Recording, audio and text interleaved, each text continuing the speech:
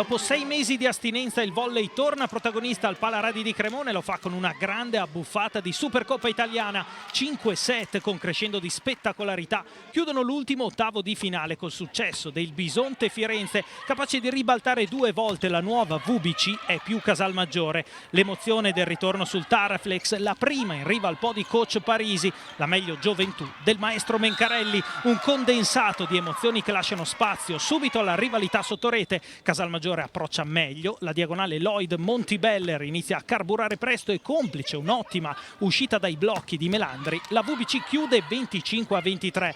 L'inerzia cambia nel secondo parziale, Firenze cresce insieme a Guerra 22-25. Nel terzo non c'è partita, Casalmaggiore passa facile, talmente facile che nel quarto va col freno a mano tirato. Ne approfitta il Bisonte aumentando le rotazioni e dando fiducia a Nuacalor. L'azzurrina sarà decisiva anche nel tie break, con le toscane scollinate avanti di 4 e capace di respingere il ritorno delle locali.